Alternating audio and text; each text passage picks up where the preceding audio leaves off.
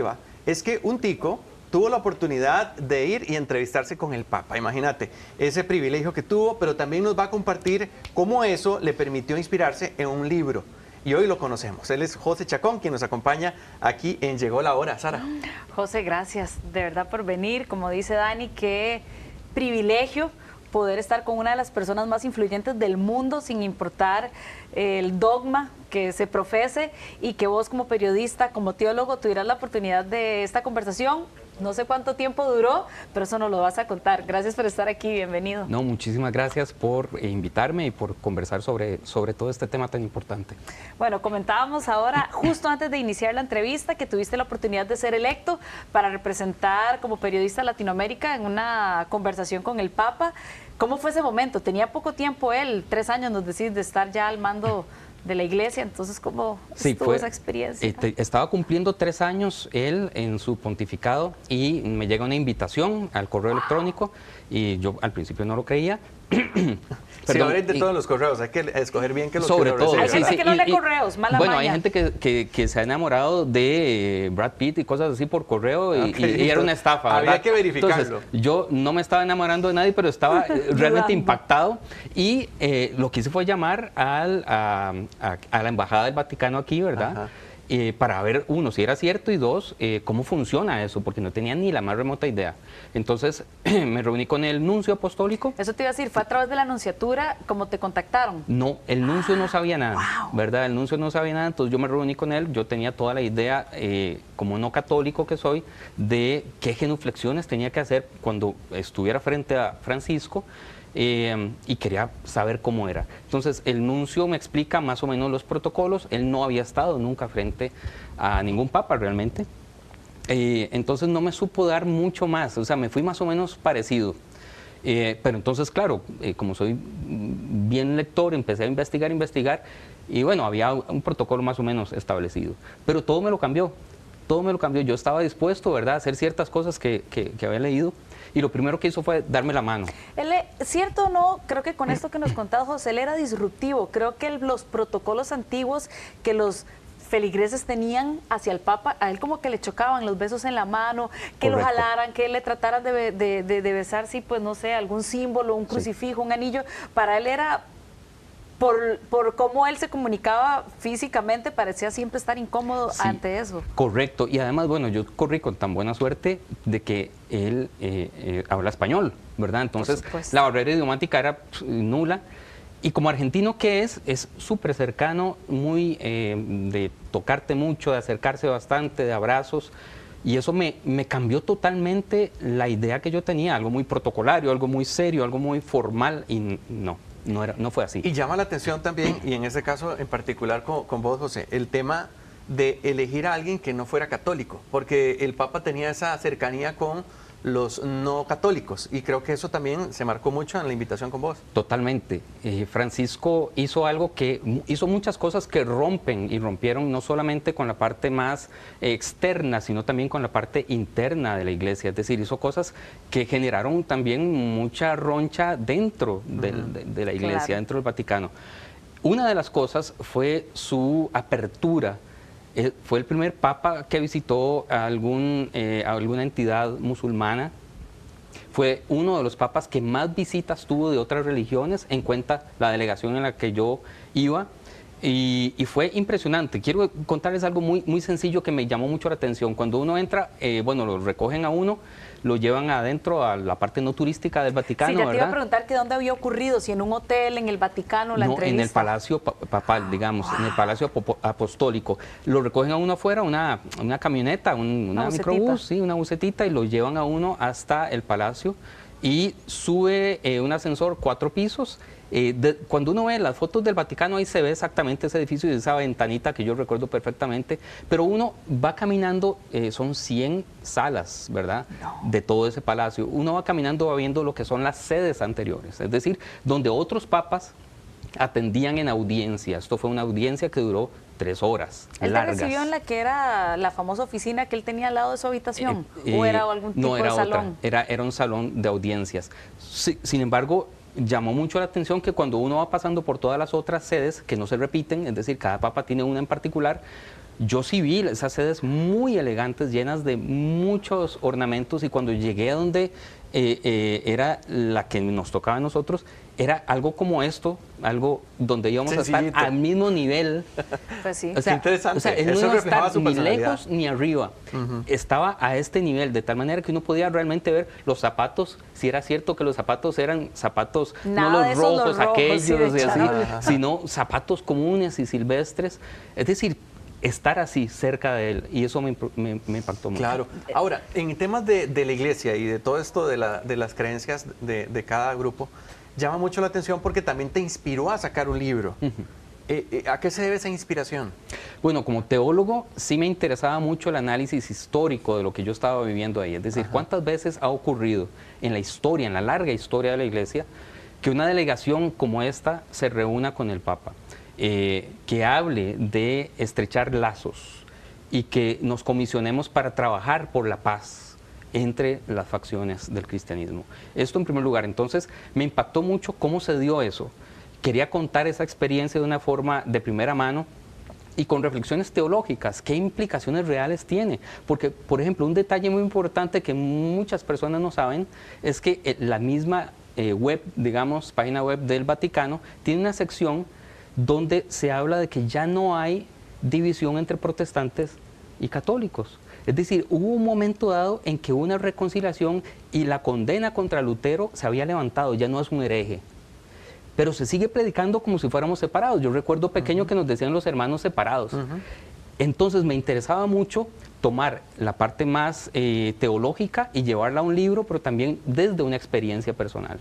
A mí lo que me parece muy curioso a través de la manifestación en redes sociales sobre el acontecimiento del Papa Francisco hoy, es que siento que él movió algo en muchísimas personas que antes quizás no hubieran creído o se hubieran sentido cómodos en reconocer, porque la mayoría de posteos que leo es: yo soy ateo, pero, yo no soy católico, pero, y entonces puedo sentir cómo tuvo, a través de su prédica y su ejemplo, un contacto directo con las personas, porque dejó de poner quizás este papel religioso inalcanzable de la única salvación ante todo el mundo como más bien un acto social y un acto de amor, y vayan, perdonen, alto a la guerra, y que a través también de la globalización y sobre todo de redes sociales, cómo se mueve todo tan rápido. Él necesitaba que se escuchara su nuevo mensaje, no podían quedarse en lo antiguo inalcanzable que solo unos cuantos podían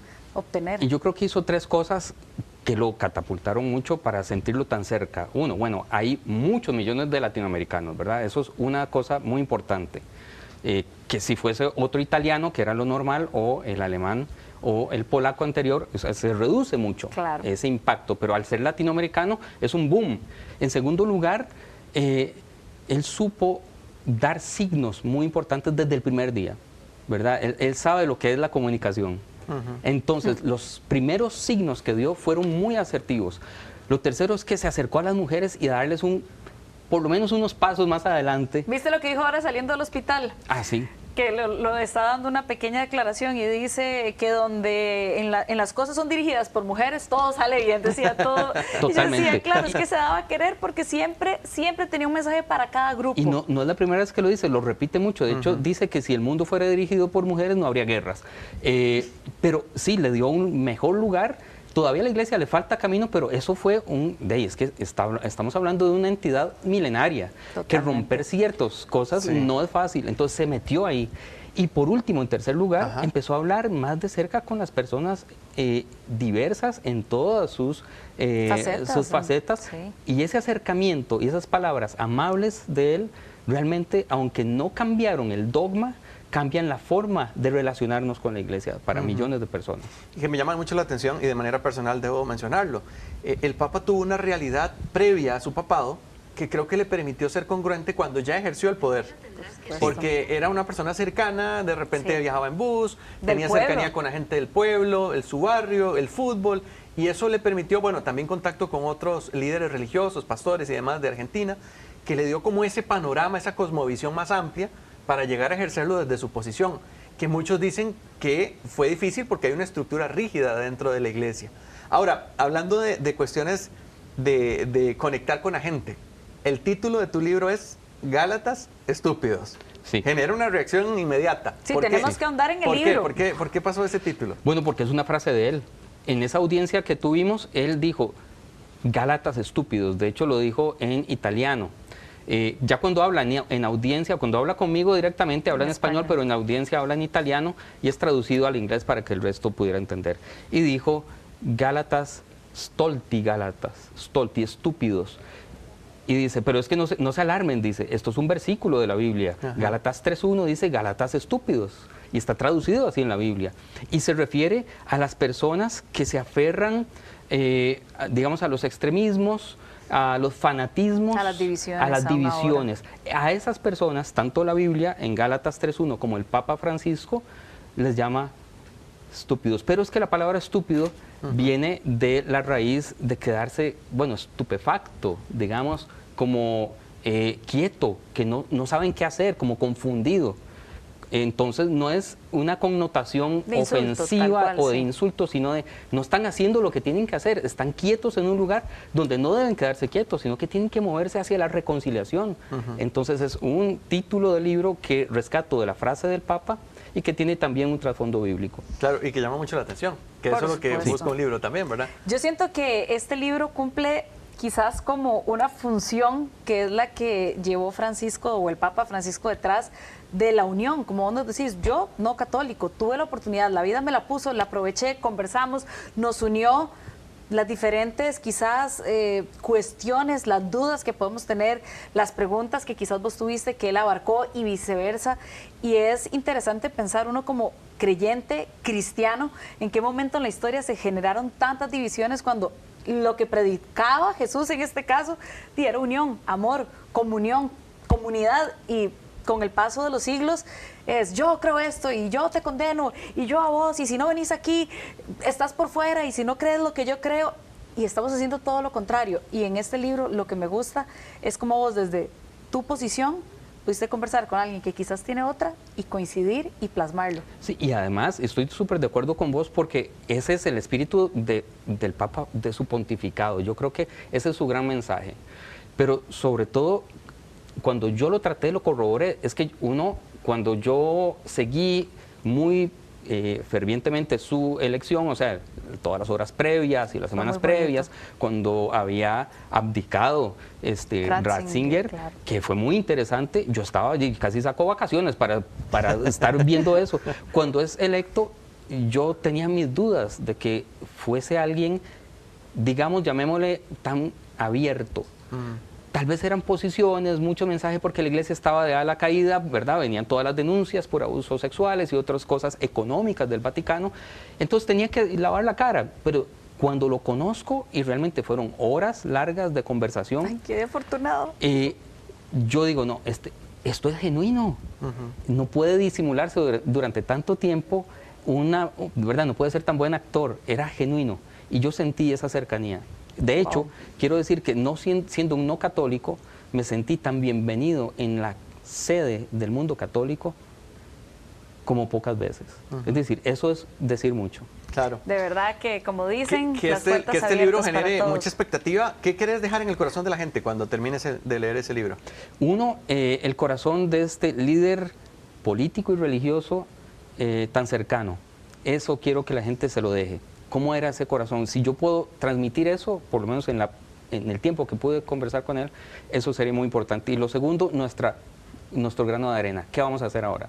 ¿Cómo podemos seguir ese ejemplo desde nuestras trincheras, creyentes o no creyentes, ateos o no creyentes? Sí, porque es muy fácil, ¿verdad? Tomar la posición del Papa o los líderes políticos, tal cual, Trump, Putin, y nosotros.